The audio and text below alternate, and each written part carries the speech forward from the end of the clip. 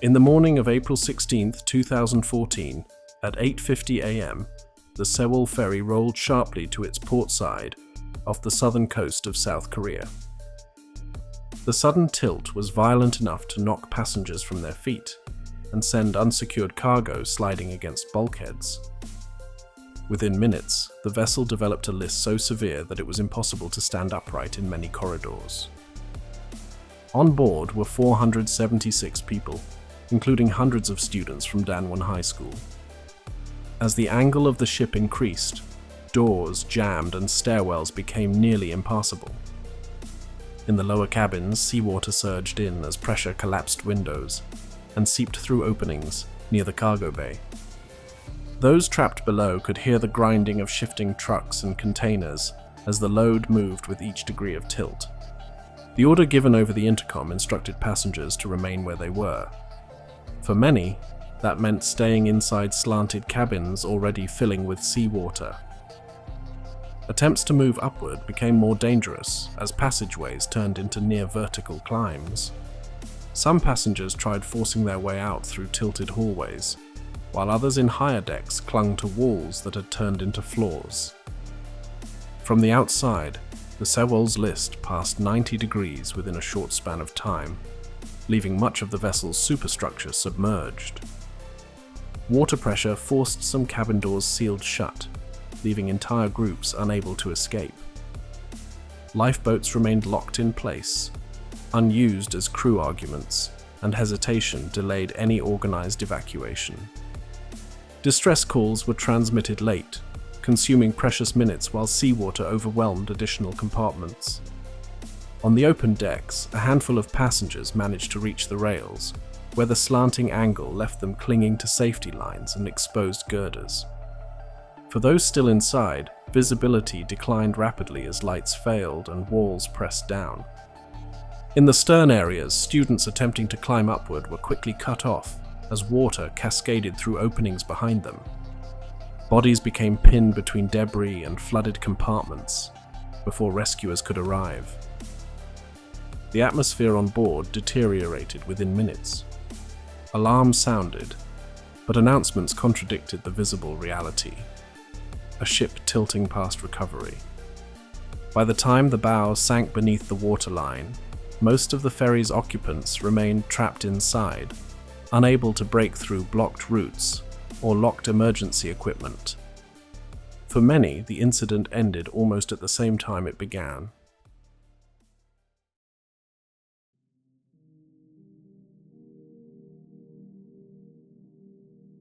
The first Coast Guard units reached the site less than half an hour after the distress call. Their patrol boats carried only basic rescue gear and limited personnel.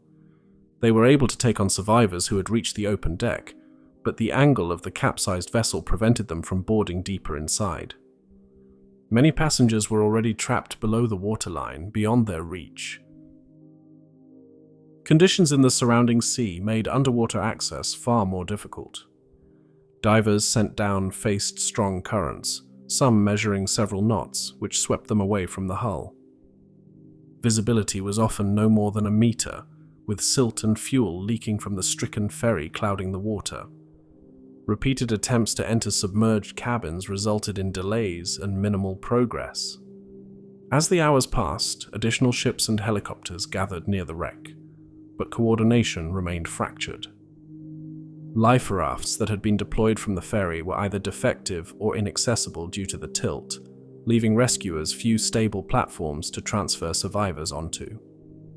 Commands between different agencies conflicted, with no single group assuming full authority in the critical first phase. On shore, families were moved to Jindo Island, where they watched developments unfold from temporary shelters. From the coastline, parts of the overturned ferry were visible on the horizon, yet updates on the operation remained inconsistent. Officials issued statements that differed from what rescuers and relatives were directly observing, further eroding public confidence in the handling of the disaster. International support began arriving later in the week. US naval assets and Japanese divers offered advanced equipment and manpower, yet their deployment was slowed by permitting processes and clearance procedures. These delays limited their ability to assist while conditions were most urgent. By the time they engaged fully, hopes of large-scale rescues had already diminished. Meanwhile, the growing media presence in Jindo complicated the scene. Reporters filled waiting areas and questioned authorities in real time, forcing officials to provide frequent responses rather than focus on coordination. Public anger intensified as contradictory casualty counts and shifting explanations reached national broadcasts. Rescue crews continued working shifts in hazardous waters, but progress remained slow and the survival window narrowed with each passing hour. By 11:18 a.m., the Sewol had rolled past recovery and lay fully capsized. Within minutes, the vessel disappeared beneath the surface. Of the 476 people who had boarded that morning, 304 did not survive. The dead were mainly students aged 16 and 17, confined to their cabins after being instructed not to move. When divers eventually reached the wreck, they found young passengers in tightly enclosed rooms. Many had drowned where they sat, still surrounded by backpacks, shoes, and furniture. Others were discovered in clustered groups, their bodies pressed together inside cabins where doors had locked or warped shut. Cold seawater accelerated hypothermia, reducing survival chances for anyone unable to reach the higher decks before the final inversion. Survivors recalled the sounds from adjoining compartments as water advanced through the ship. Some reported hearing classmates calling out for help through bulkheads before the voices stopped. Those who escaped did so largely from exterior platforms or railings, where Coast Guard and fishing boats pulled them away from the tilting structure. In total, only 172 people were rescued, representing little more than a third of those aboard. The loss was concentrated in the student group from Danwon High School. Entire classes were wiped out, leaving only scattered survivors from each homeroom. Teachers who had attempted to guide evacuations were also lost, trapped among their students below deck. The scale of deaths within a single school cohort devastated the city of Ansan, where nearly every household was connected to someone aboard. The sinking occurred in daylight within view of responding vessels and broadcast on live television. Families on shore watched images of students waiting on slanted rails, unaware that most inside would never emerge.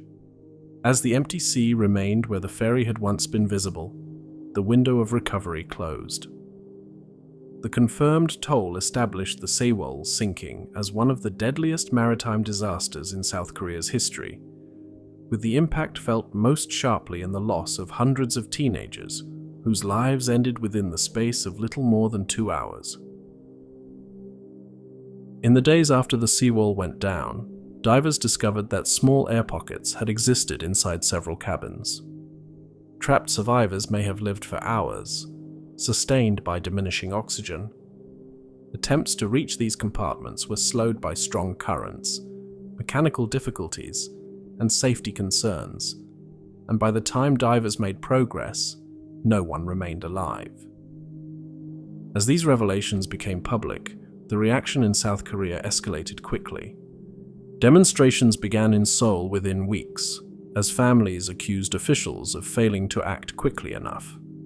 Mistrust grew as statements from government channels conflicted with accounts from divers and survivors, fueling accusations of a cover-up. Rising public anger transformed the disaster into a national political crisis. The wreck itself became the center of ongoing complications. Thousands of tons of fuel and lubricants remained sealed inside the sunken ship. Salvage delays increased the risk of large-scale leaks, threatening surrounding fisheries and coastal habitats. Engineers had to balance the urgent need to recover the dead with the technical risks of moving a fragile, unstable structure lying on the seabed. Meanwhile, the absence of clear information sustained false hope. Reports circulated that additional survivors had been located, although none were confirmed. In Jindo, families endured repeated swings between brief optimism and renewed despair. as televised updates rarely matched the operational reality at the site. With security around the wreck limited, reports emerged of looters attempting to access the area. Recovery teams noted disturbance of belongings from passenger cabins, complicating efforts to identify victims through personal effects. These breaches heightened the sense of disorder around an already difficult investigation. The psychological impact deepened in the months that followed. Survivors and bereaved families in Ansan showed rising rates of post-traumatic distress. Counselors noted patterns of untreated anxiety and depression, particularly among classmates of the dead. By the first anniversary, the city reported an increase in suicides connected to the tragedy, marking one of the most prolonged and visible social consequences of the sinking. The Sewol was originally constructed in Japan in 1994 and operated without major incident for nearly 2 decades. In 2012, it was purchased by Chonghaejin Marine and extensively modified. Additional passenger cabins were built on its upper decks, significantly altering its center of gravity. Inspectors noted that the modifications made the ferry more top-heavy, but certification was still granted. By 2013, concerns about systemic safety risks in South Korea's ferry industry were openly documented. Maritime authorities produced reports detailing cases of chronic overloading, yet enforcement did not follow. Inspections that should have imposed operational limits were often reduced to paperwork reviews, allowing vessels to continue sailing with loads well beyond their intended capacity. Chonghaejin Marine had already accumulated a record of safety violations before acquiring the Sewol. Regulators cited the company for insufficient crew training and improper maintenance protocols, but penalties were limited to fines and written warnings. Repeated issues failed to bring about structural changes in procedures. South Korea's rapid economic expansion during the early 2000s emphasized commercial growth in shipping and transport. Passenger ferries became essential for travel between the mainland and its coastal islands, generating steady revenues. In this environment, regulatory oversight often lagged behind, with operators able to continue service even after multiple warnings. The crew on the Sewol included several workers on temporary or contractual arrangements. Training for emergency response was limited to basic drills, with no comprehensive instruction on mass evacuation procedures. Previous minor accidents in the coastal fleet had already highlighted a widespread lack of preparedness, but the issue remained unresolved. By the time of its final voyage, the Sewol carried both structural vulnerabilities from its redesign and operational weaknesses tied to its management. The risks were formally recognized in prior assessments, yet practical enforcement was absent. In combination, the design changes, regulatory gaps, and underprepared crew created conditions where a large-scale failure could occur without safeguard. Later investigations into the Sewol revealed clear causes beyond the immediate sequence of flooding and capsizing. Cargo records showed that on its final voyage, the ship was loaded with more than 3 times its legally permitted limit. Freight included trucks, cars, and shipping containers, many secured with minimal lashing. This made the load highly vulnerable to movement once the vessel began to list. The ship itself had been structurally compromised by prior alterations. Expansion of passenger areas on the upper decks raised the center of gravity and decreased stability margins. These modifications passed through official channels with little resistance, but experts later concluded that basic safety thresholds had been ignored. Stability tests, if conducted rigorously, would have exposed the dangers created by the redesign. Crew performance compounded these vulnerabilities. The captain left the vessel early in the crisis and delegated responsibility to junior staff, who failed to coordinate evacuation. Instead of preparing lifeboats and directing orderly departures, most crew members abandoned procedures. Testimony later confirmed that some could not operate the release mechanisms for life rafts, equipment that had not been properly maintained or updated in years. The failures extended into the regulatory system. Maritime authorities accepted inspection documents without verifying actual seaworthiness. Outdated rafts, malfunctioning safety gear, and structural changes that destabilized the ship all went unaddressed. The system relied heavily on paperwork compliance, which created opportunities for companies to meet requirements only on paper. Cultural norms also played a role in the extent of loss. Passengers, particularly the school students traveling together, obeyed instructions to remain in their cabins, even when conditions visibly worsened. Deference to authority slowed independent attempts to escape until it was too late. Had orders to evacuate come earlier, more lives could have been saved. The disaster emerged from the convergence of engineering flaws, poor seamanship, neglected safety measures, and institutional complacency. Each element alone might not have doomed the vessel, but together they ensured that once the Sewol began to roll, the outcome would be catastrophic. By April 17, 2014, the focus had shifted from rescue to accountability. Authorities detained the captain and several senior crew members on charges that included negligent homicide and abandoning ship. Their arrests marked the beginning of a series of criminal cases tied directly to decisions made during the sinking.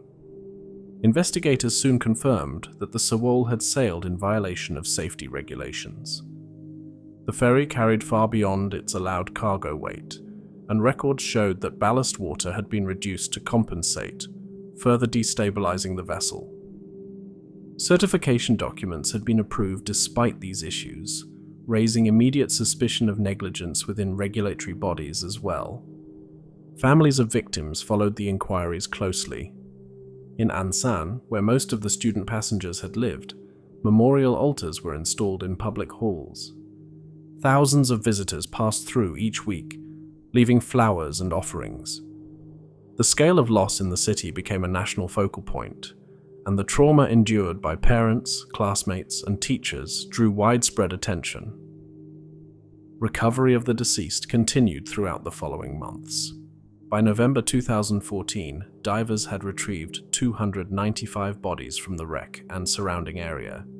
9 victims remained missing despite repeated search campaigns. Protective structures were placed around the wreck site to prevent further drift of debris, preserving conditions for later investigations. The ferry was eventually raised from the seabed in 2017.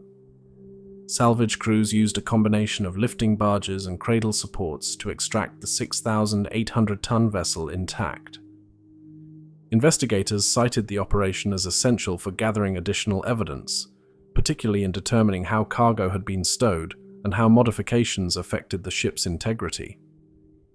International media coverage between 2014 and 2015 amplified political pressure on the South Korean government. Reports highlighted systemic safety lapses, fragmented emergency response, and indications of deliberate suppression of key findings. Families accused officials of withholding information, and civic groups began demanding full maritime reforms. The Sewol disaster investigations exposed failures that extended beyond a single company or crew.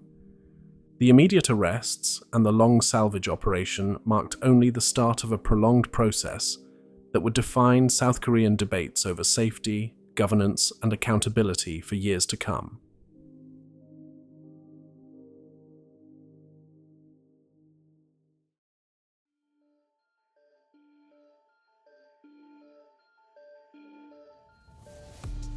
In the years following the sinking of the Sewol, South Korea overhauled its maritime safety framework.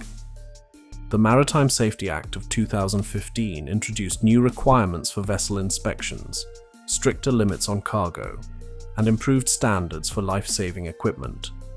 Training protocols for ferry crews were standardized to ensure competence in evacuation and emergency operations. Investigative reviews highlighted how delayed decisions during the disaster had increased casualties. As a result, evacuation policies were restructured to emphasize direct passenger action rather than deference to authority when conditions visibly deteriorated. This principle was studied internationally, influencing guidelines in ferry services outside South Korea and shaping broader discussions on maritime disaster response. Domestically, the event catalyzed accountability reforms. The Sewol Families Committee pursued independent investigations, helping to expose incomplete or misleading reports released in the aftermath. These efforts contributed to the establishment of new oversight mechanisms, designed to limit the influence of shipping operators on regulatory decisions. Commemoration also became central to the legacy of the sinking. A permanent memorial park was built in Ansan, where most of the student victims had lived. Exhibitions there record the lives lost and document the cost of procedural neglect, establishing a public reminder of the consequences of regulatory and corporate failure. The disaster remains a central reference point in maritime safety education. Case studies of the Sewol are still used to illustrate the dangers of overloading, the risks of poorly supervised modifications, and the critical role of decisive evacuation orders. It continues to inform reforms in crisis management across multiple fields beyond shipping. The Sewol tragedy demonstrated how preventable factors, structural, operational, and regulatory, converged into mass loss of life. Its enduring legacy is a stark reminder that safety systems must be enforced consistently and decisively to avoid future repetition. For more fascinating horror, hit the like button and subscribe.